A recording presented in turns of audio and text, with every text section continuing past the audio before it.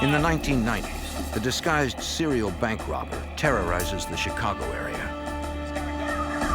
Expert with weapons, aware of police procedure, and fearless, he hits hard and disappears fast. Police and the FBI realize the only way to stop him is to catch him in the act. But his desperate violence proves impossible to predict.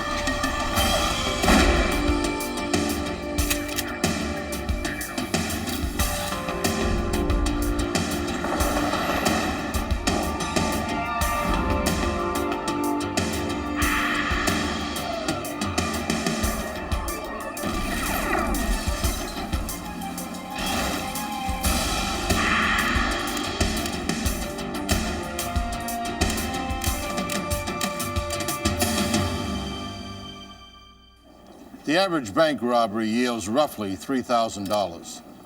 Yet some criminals risk everything for the take. In suburban Chicago, a disguised gunman began a series of robberies, growing more violent with each one. I'm Jim Kallstrom, former head of the FBI's New York office. Tracking the robber's movements, agents discovered he wasn't alone and would do anything to avoid capture.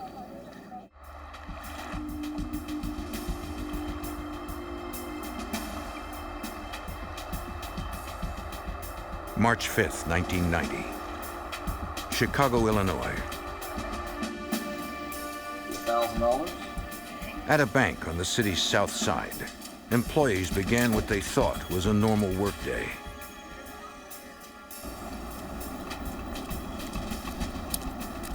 The neighborhood was quiet until 10 a.m.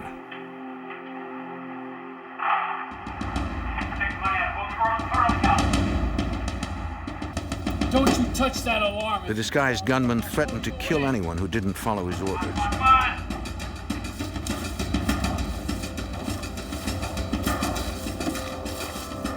The tellers knew not to interfere.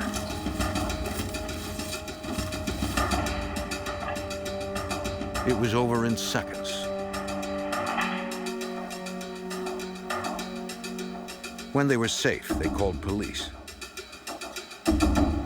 Yes, we just...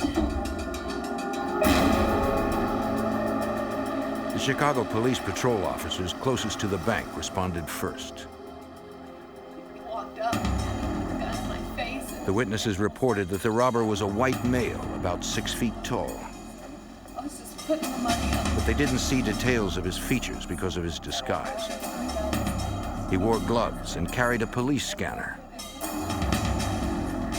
The man was aggressive, handling his semi-automatic handgun with confidence. He left no fingerprints, and security cameras revealed no other immediate clues.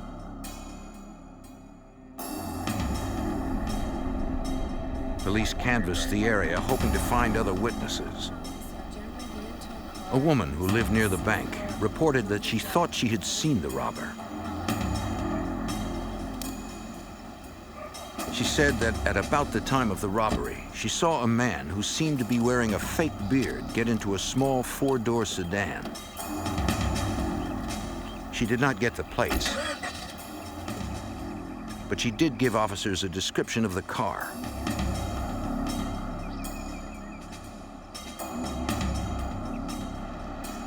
Checking every similar car in the area, they soon found one they believed was the robber's getaway vehicle, abandoned a few blocks from the bank.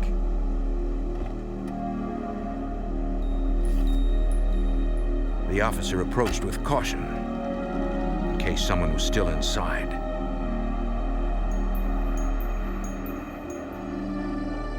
But it was empty, except for a paper towel covering the broken ignition.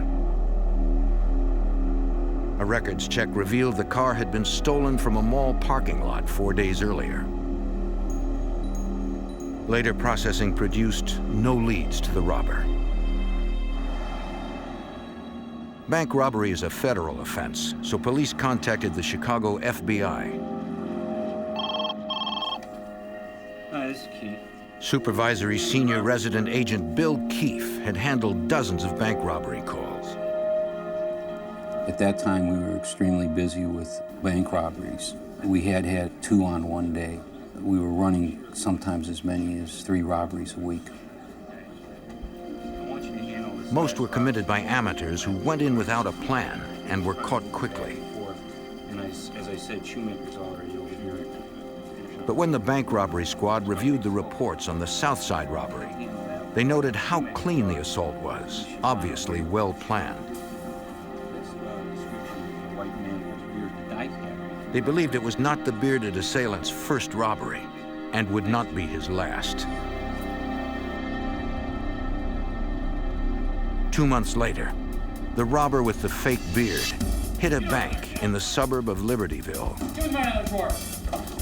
Not satisfied with cash drawers this time, he ordered a teller to open the vault. Don't you try anything. Come on, let's go. He said his police scanner would let him know if anyone hit the silent alarm. From the vault.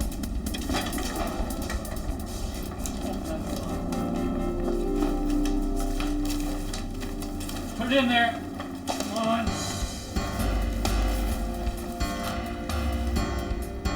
The robber escaped with thousands of dollars in cash.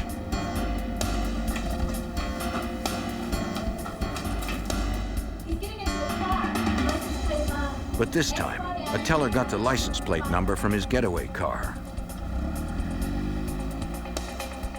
While Libertyville police looked for the car, Chicago FBI agents interviewed the tellers. Special Agent Hank Schmidt learned the gunman was more aggressive this time. He controlled people with the weapon. He would intimidate them by putting the gun up towards their face. He pointed the gun directly at someone when he talked to them, which was intimidating to the tellers and the customers. Although interviews yielded no clues, police did find the getaway car, abandoned a few blocks from the bank. Again, the vehicle had been stolen from a mall 3 days earlier. And as before, the thief used a towel to hide the broken ignition. FBI Special Agent Dave Childry was part of the robbery squad. The squad uncovered an earlier robbery in Wilmette, Illinois, believed to be committed by the same man. One surveillance camera photo provided a frightening clue. There was a very good picture of the robber taken in which he was using what we call a weaver stance. This is a shooting position taught to police officers. It was taught to FBI agents. And if you have been taught to shoot like that, you recognize it. This person might have had some law enforcement training. If so, he would know how these investigations work, and he could prove very difficult to catch. The local press dubbed him the Bearded Bandit. Investigators took advantage of the coverage to ask citizens for help. They published enhanced stills from the robberies, hoping someone would recognize him despite the disguise. We put his picture on the news. He did wear a beard, a fake beard and mustache, and a ball cap. So after running those pictures, we were not getting any tips from the public. In November 1990, the elusive bandit hit a bank in Wheeling, Illinois. A teller hit the alarm before he was told not to. All available units, please respond to a 1090 at the Wheeling Bank and Trust. Over his scanner, the gunman heard the police responding. No contact. He didn't leave the bank, which would be the normal reaction of bank robbers. They're there to rob the bank. They're not there to get involved in a shootout with the police. He stayed in the bank while the police were responding and held the gun up to the cashier and counted down from 10. 10, 9, 8, 7, 6, 5, 4, 3, 2. It seemed he knew how long he had before police responded. More evidence he might be a cop. He started moving further. As the robberies continued, It looked like the bandit purposely chose targets in different jurisdictions to complicate the investigation. No bank was ever hit the second time. The robberies would be on the other end of the suburban area against Lake Michigan, and then they would be out in Schaumburg or Elk Grove Village or up north in Lake County, such as Libertyville. As he struck in new suburbs, the FBI had to coordinate with a growing number of police departments. Palatine, Illinois Police Chief John Kozel, a detective sergeant at the time, learned of the case and that the bandits' getaway cars belonged to shopping mall employees, stolen at the beginning of their shifts. He would steal one of the employee cars knowing that it would not be reported stolen for approximately 8 hours. So he knew he had 8 hours to get the vehicle to where he needed to put it before anyone would even discover it missing and it would become hot on the system. When dumping the cars, the robber did his best to interfere with the ongoing investigation, wiping them clean of fingerprints and leaving no trace of himself behind.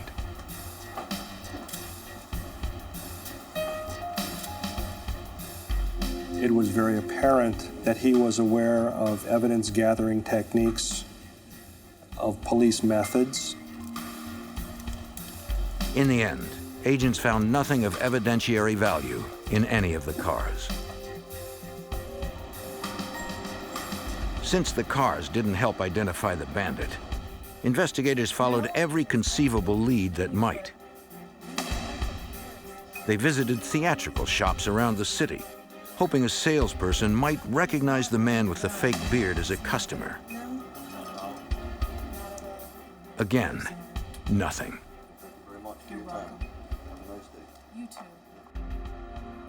The Bearded Bandit committed 7 armed bank robberies in the Chicago area between January 1990 and February 1991.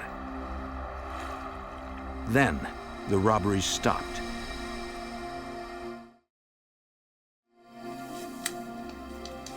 We went over what we had done to that point in time, looked for things we might have missed. Maybe he'd been incarcerated somewhere. Maybe he'd moved out of state. Maybe he was dead. We just didn't know. The bandit's trail stayed cold for 9 months. On November 4th, 1991, Palatine police officer Kevin Maher was working the day shift.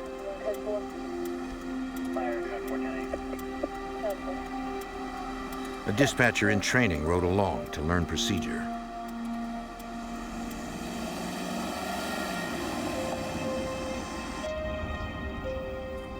I was heading southbound on Quinton Road when I saw a vehicle heading northbound, and I looked in my side view mirror and I thought what I saw was an expired tag.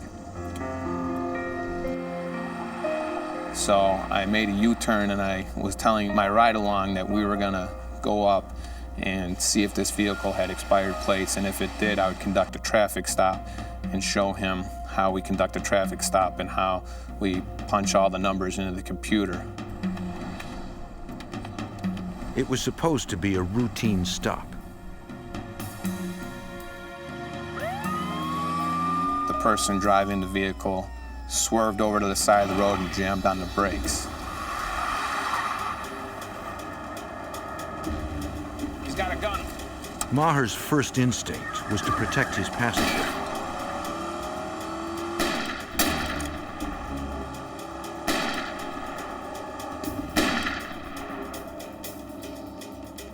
The Bearded Bandit was back.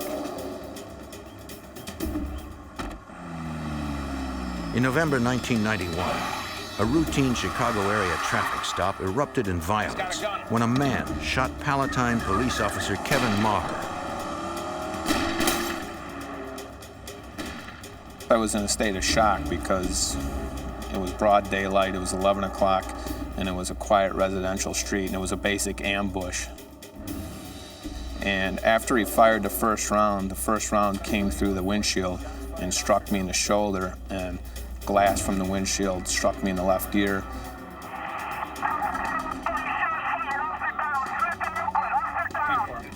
Get in for your location.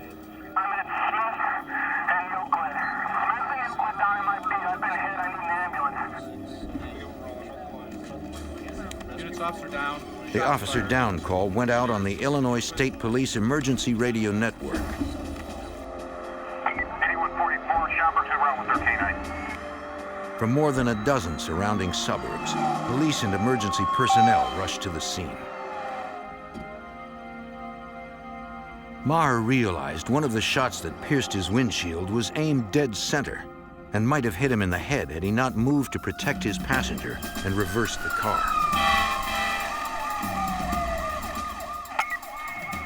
Arlington PD is inquiring if you want any aircraft out there, helicopter or plane. While paramedics treated Maher, officers questioned him. As a police officer, he was a perfect witness. Trained in recalling details, he gave them a description of the gunman, the car's license plates, the type of gun, and the direction in which the attacker escaped. We got a male white, 6 foot, 200 pounds, beard, hat, last seen going south from the scene. So let's spread out, start looking for the car. Which way do you want to go, Matt? I'll go that way. Police fanned out to find the shooter. More than 100 officers joined the search.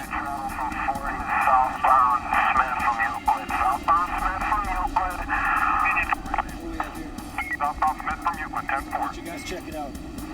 684485. 3 blocks from the location of the attack, police found the shooter's vehicle.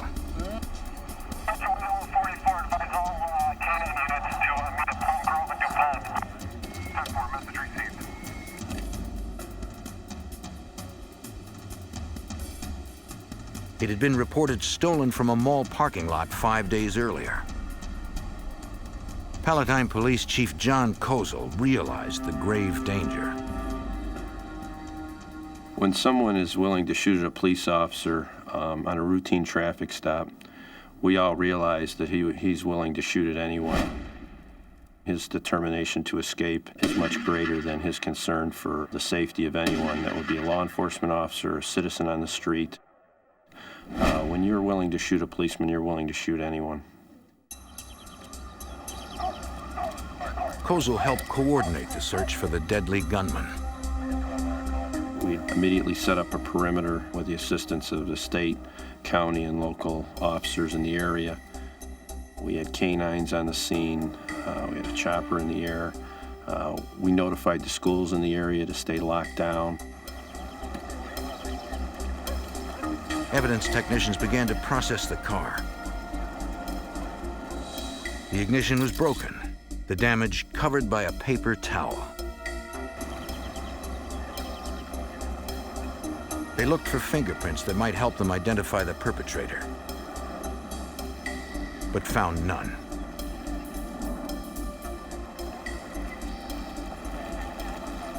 Canine handlers brought in their dogs, which are trained to remember a scent from a specified place, then follow only that scent, ignoring others.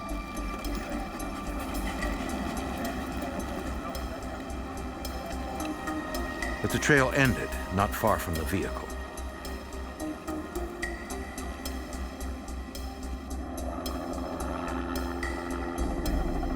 Despite the massive effort, the suspect somehow slipped away. Shoot dispatch over Eastburn that we're releasing all units other than Cook County, Rolling Meadows, Arlington Heights units, and state units that are securing the perimeter. 10-4. In addition to taking it personal when one of our officers is shot, we all know that a citizen is much more likely to be injured or killed, and we work that much harder to bring him to justice. For more resources, they called in the FBI and Supervisory Special Agent Bill Keefe. I was asked to come over to the Palatine Police Department by the Chief of Police. There had been a composite sketch drawn, and everybody was reviewing the circumstances of the shooting. For nearly 2 years, Keefe and his squad had been working the Bearded Bandit case. I had asked if we could look at the car that was found, and when I looked at the ignition, this was our bank robber. After being treated, Officer Maher came to the station to look at surveillance photos of the Bearded Bandit. He said the bank robber did look like the man who shot him. We surmised that he was on his way to do a bank robbery. He knew once the officer ran the plate, the car would come back stolen. He also knew that with the guns he had in his vehicle, it's not something he could conceal if the officer walked up to the vehicle. The Bearded Bandit had made a huge leap in violence. This guy wasn't going to go away. We were going to have to come up with a very innovative way to either identify him and charge him, or that we were going to have to catch him in the act. Chief Kozel brought the many investigators together. After the initial search, we set up a multi-jurisdictional task force here at our police department. We had the FBI, the state police, Cook County Sheriff's Police, and all the local agencies from our area and those involved in the Bearded Bank Robber series. Since their suspect seemed to know police procedure, they adjusted it. We learned we had a violent bank robber that was using a scanner. We were no longer giving out the location of the bank over the air. We were giving out a code number for each particular bank. Robbery in progress. Go ahead and give us code. The task force hoped patrol officers in the area could use the codes to respond to robbery calls without the bandit realizing it. Especially you undercover agents. Confident that the Bearded Bandit would resume his crime spree eventually, police began doing spot checks of banks throughout the region. On November 18th, 2 weeks after the shooting, Elk Grove Village, Illinois police officers saw nothing suspicious at one bank on their list.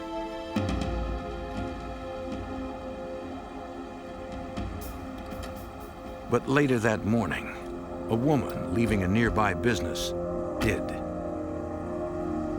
Two people in obvious disguises entering the bank.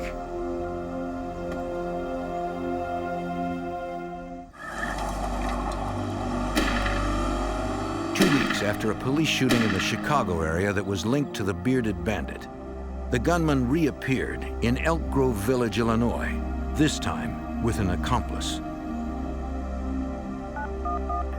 911, can I help you? While a witness outside the bank called police, There's something very strange going on here. Okay, thank you. the robbers struck. The bandit demanded money from the vault, his accomplice standing guard. 911 dispatch, aware of the Bearded Bandit, used a prearranged code to alert officers. 2130, 2132, code green. Without revealing information over the police scanner. They also alerted the FBI. Special Agent Hank Schmidt realized the new danger. The big concern is that the robber, in some cases, discharges the weapon when he's using it to gesture at the employees. So the potential for violence is always there. The numbers obviously increase if we have two people that are armed. In the bank, the manager explained they could not get into the time delay vault. Okay, ma'am, can you hold The dispatcher instructed the witness outside to leave in case there was gunplay. Move it! With the money from the cash drawers, the robbers fled. Unaware the police had been called, the teller hit the alarm.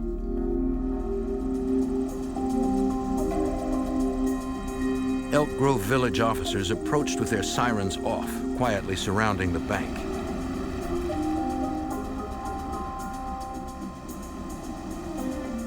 If the robbers were still inside and heard police, they might take hostages.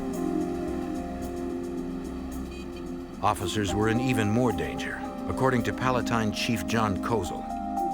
For the first time, we had two bearded individuals rob a bank.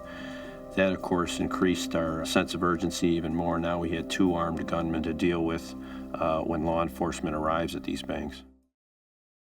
2600, can you call the bank, find out if... Through the dispatcher, police talked with bank employees. The manager said the robbers had left. The officers had to be sure. The robbers could be holding a gun on the manager, forcing her to lie. Okay, we're gonna need to have somebody from the bank step out. The dispatcher asked them to send one employee outside to talk to police. Tell me who that is gonna be. She's about The manager gave them the description of the woman chosen to go. She's a brown necklace. Female subject 25. Indian descent, 5 feet tall, thin build. 2600, have the official come out. Okay, I see her coming out. Hi, are you aware there was a bank alarm here? Yes. Is there anybody hurt inside? The employee assured them the assailants were gone and no one was injured inside. All right, guys, the bank is clear. Go on inside. The officers moved in to clear the bank for certain. One of the witnesses told us that she believed that the second person, a smaller person, was possibly a woman disguised as a man. After the Elk Grove Village robbery, police recovered 2 cars with the bandit's signature ignition covering. It was more evidence of his criminal sophistication. To cleanse himself after leaving the bank, he would drop the one off a block from the bank that he had just gotten into, that all the witnesses had seen him leave the bank in, and he would go a few blocks away and get into the other vehicle that he had left there previous, and then since cleanse himself from that first hot vehicle.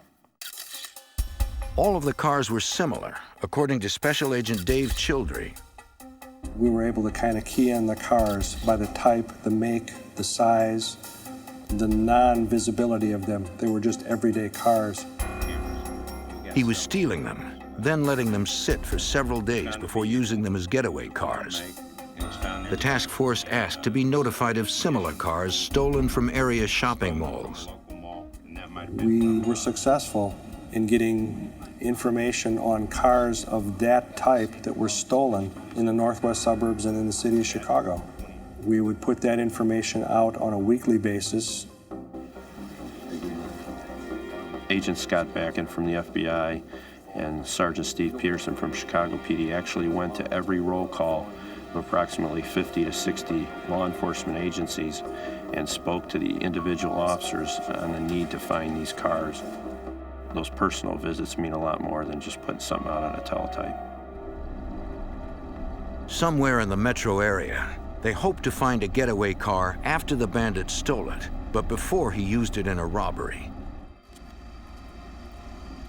Weeks later, Officer Tom Polinsky was checking an apartment building parking lot in Niles, Illinois, when he spotted a stolen car on their list.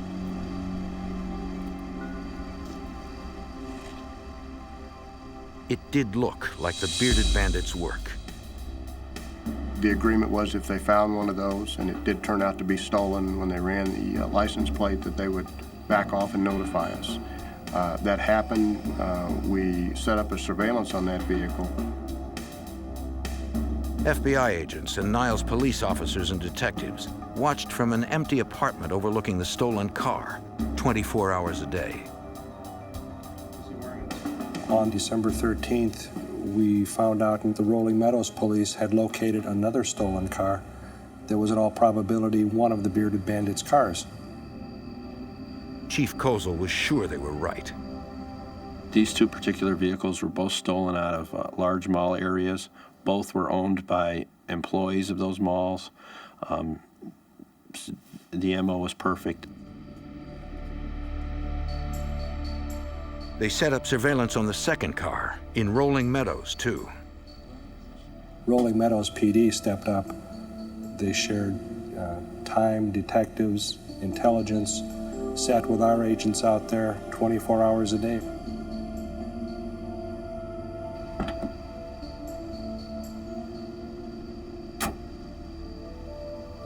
To further ensure the bandit did not slip away, the FBI wanted to install tracking devices in the vehicles. But they couldn't do so in the parking lots.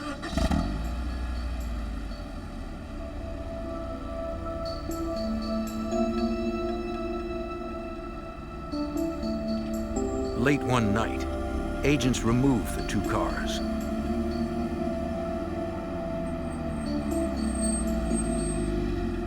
and replaced them with lookalikes for a few hours. It was a risky move.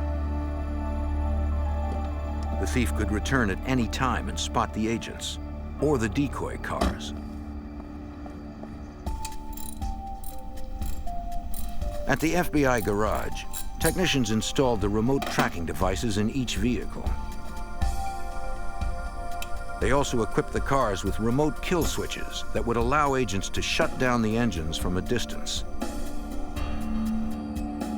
They put the cars back and waited. Days passed. There was a nagging doubt in all of our minds that maybe we had been discovered, that perhaps he had seen one of us or a police officer going in and out of this apartment they were using to watch the car in Niles, that he had seen somebody near the car in Rolling Meadows, and that he was just going to back off these cars and never come back.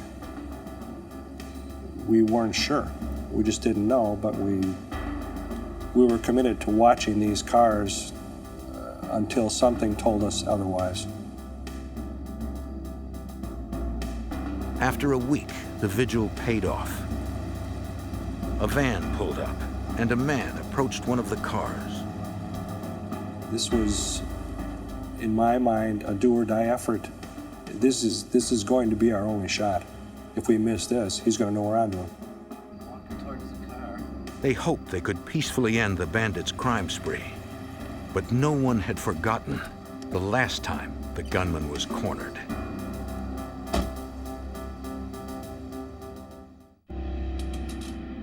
In 1991, Chicago area investigators watched two stolen cars they believed were going to be used in the Bearded Bandit's next holdup. A man entered one of the cars. Special Agent Hank Schmidt believed it was their suspect. He matched the general physical description of the person we were looking for as the bearded robber. We have our man, we have our man. The man had been dropped off at the vehicle by someone driving a van. Mini wagon and a white van. Heading southbound down the alley. When he drove away, the van followed. Investigators could not identify either driver. They had to be careful. If the Bearded Bandit and his accomplice spotted a tail, they might start shooting. But FBI technicians had installed a tracking device in the car, allowing agents to follow at a distance. The suspect parked the stolen car near a suburban bank. Mini wagon is parking. The van is behind him. Hearing the news, Supervisory Special Agent Bill Keefe believed they finally found their target. When that vehicle showed up in the vicinity of a bank, our adrenaline really was pumped up, and we really knew that we were going to have it. This car was likely the first getaway car for the next day's robbery. Agents believed the two suspects would next pick up the second stolen car in Rolling Meadows. Standing down.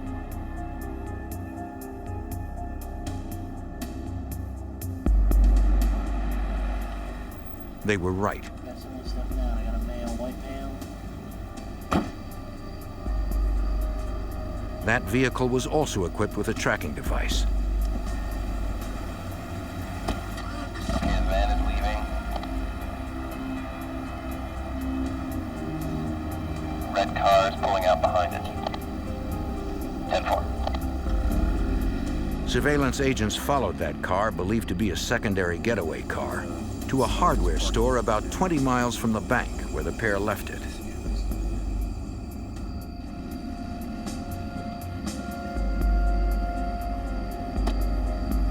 Okay, it looks like he's getting back into the van. All right, they're pulling out. Unit 2, go ahead and follow.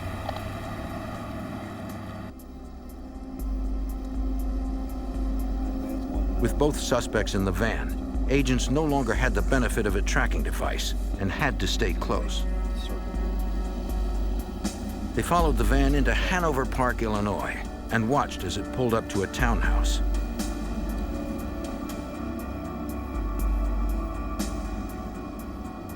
Now, Special Agent Dave Childry could identify the people inside. We had a license plate and two vague descriptions of people, a man and a woman. Normal record checks on that license plate would tell us that that van belonged to Jeffrey and Jill Erickson. The FBI and police worked through the night to learn more. We had done a lot of research, calling police departments, trying to see who these people were. We were looking for a previous arrest record, which we didn't find. During this process, we had received some information that Jeffrey Erickson had been a police officer. In 1986, Jeffrey Erickson worked as a patrol officer in a Chicago suburb. He distinguished himself as a skilled marksman, but he was uninterested in the everyday requirements of the job: traffic stops, paperwork. He was about to be fired when he resigned.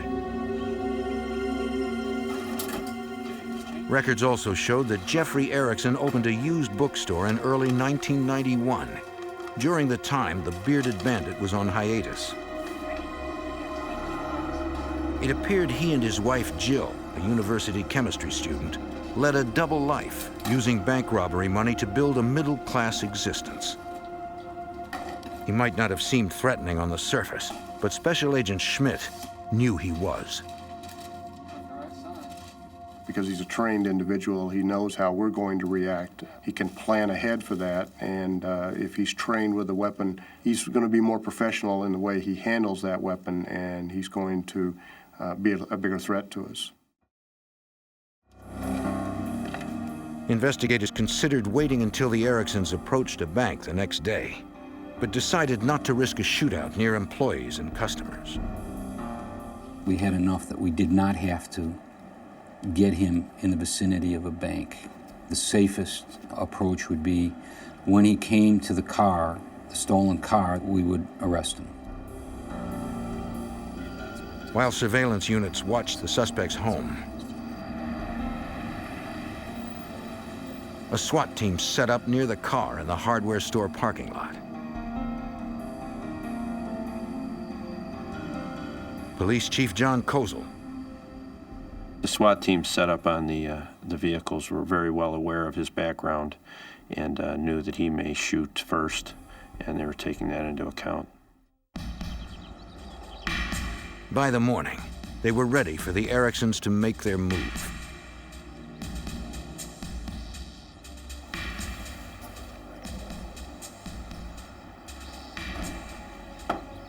About mid-morning, the surveillance units advised us that the van was in fact moving from the residence with at least two people. They were heading in the direction of where we were watching the stolen car.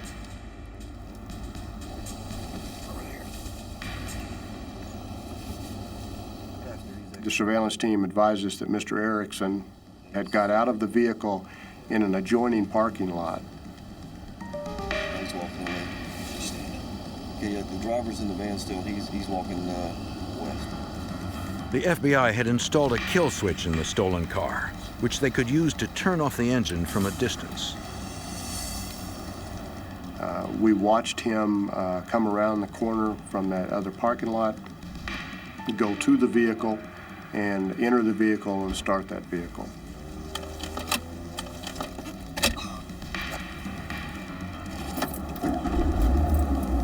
Kill it.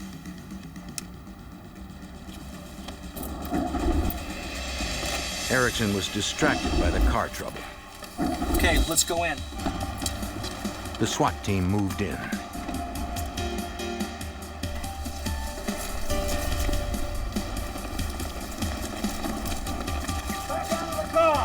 Out of the car! Put your hands where I can see. Get back out of that bag!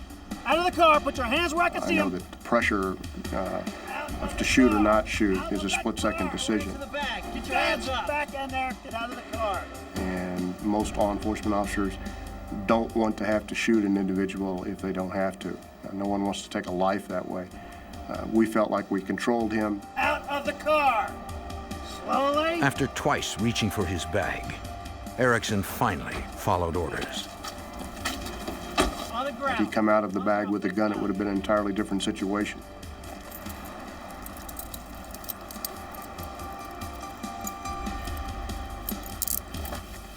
I asked him as we were transporting him after the arrest to the federal lockup, you being a former police officer, you would know that a gesture like that could get you shot.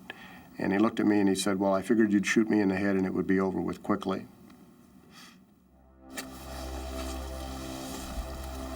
In the car, agents searched Erickson's bag and found the Bearded Bandit's tools: loaded guns, a police scanner, gloves, a beard and a wig. His bank robbery kit in that bag, it was very helpful to the case. Without that information or that evidence, we just arrested a car thief. Having Jeffrey Erickson safely in custody was only half the job. In the adjoining parking lot, the SWAT team approached the van. It might be Jill Erickson inside. You in the van!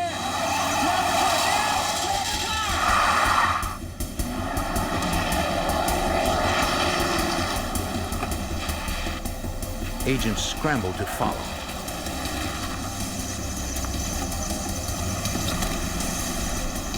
The chase barreled through 11 suburban jurisdictions, reaching speeds of 110 miles per hour.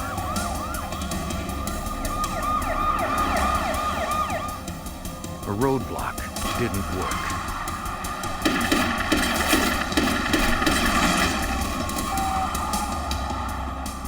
And she had fired multiple rounds out of that van, either at the pursuing agents or other people in traffic. It was a big concern for the agents that she might hit an innocent civilian.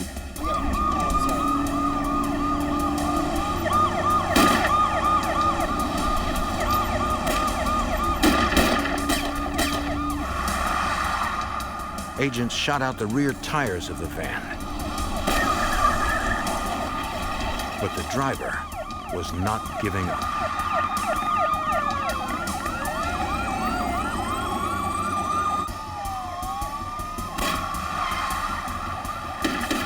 In 1991, a suspected bank robber led police and FBI agents on a dangerous chase through the Chicago suburbs. The fleeing van turned into an area that investigators knew had no outlet.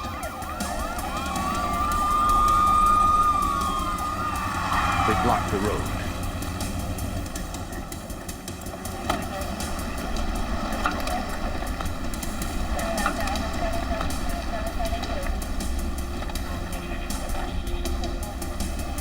As the van charged them, they had to fire.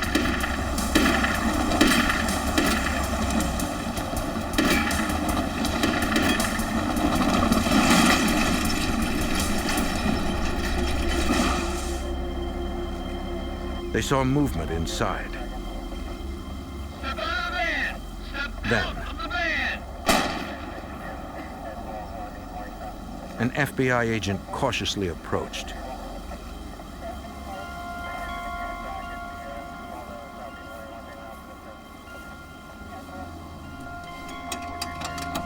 The driver was wounded, a single self-inflicted gunshot.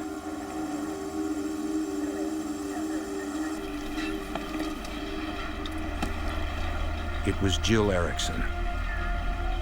Later that night, in the hospital, she died. Special Agent Hank Schmidt. We believed it may have been a pact that they had both come up with, that they would not be arrested. She that day carried out her part of the pact, and that day he decided, for whatever reason, he didn't. Inside the van were spent cartridge casings, blood, fibers, other ammunition, other weapons. There was a rifle with several hundred rounds of ammunition. That whole neighborhood became an evidentiary nightmare. There were bullets that Jill had fired, stuck in the side of houses, in cars, on the street. The FBI obtained a federal search warrant for the Ericksons' home.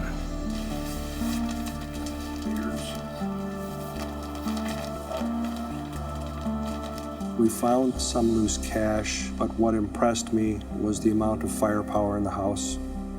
An arrest at that home would have evolved into a shootout.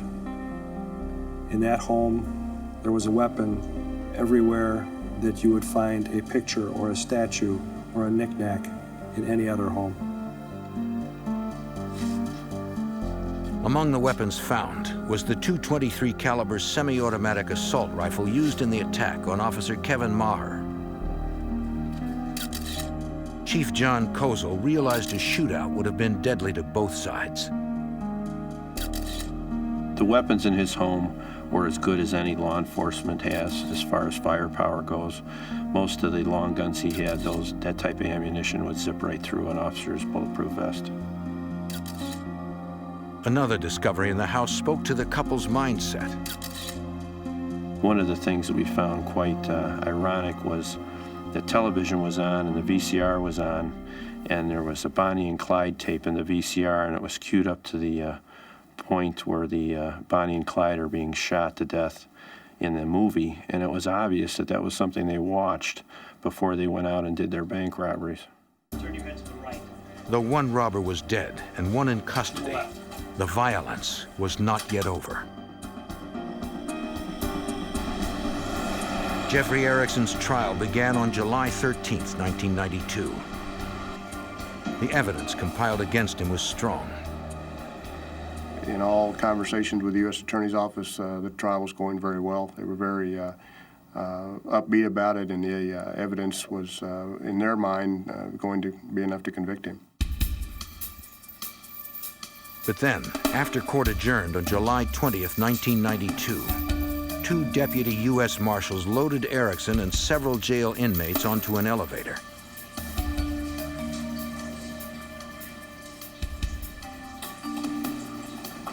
Erickson was still dressed for court. The prisoners were headed for a van that would take them to the Metropolitan Correctional Center. By the time the elevator reached the parking garage, Erickson had somehow escaped his cuffs. Erickson shot U.S. Marshal Bill Frakes in the back and head, killing him. Ambushed, Frakes had not had time to draw his weapon. As the gunman ran for the street, court security officer and former Chicago police detective Harry Belwomany confronted him. Erickson shot the police veteran in the chest. But before Belwomany died, he got off 4 rounds, fatally wounding Erickson. The gunman was 40 feet from the crowded streets when he died. The thing is, all these resources were brought to bear on an individual. He was captured and was being tried in court. You think the case is over, but unfortunately, the only person that could stop this individual turned out to be a very brave, courageous policeman named Harry Belwomany, who, while dying, shot and killed Jeff Erickson. A newlywed, Bill Frakes was a promising young lawman just 9 months into his career. Harry Belwomany was a 31-year veteran. 2 of his children are also Chicago police officers, carrying on his legacy.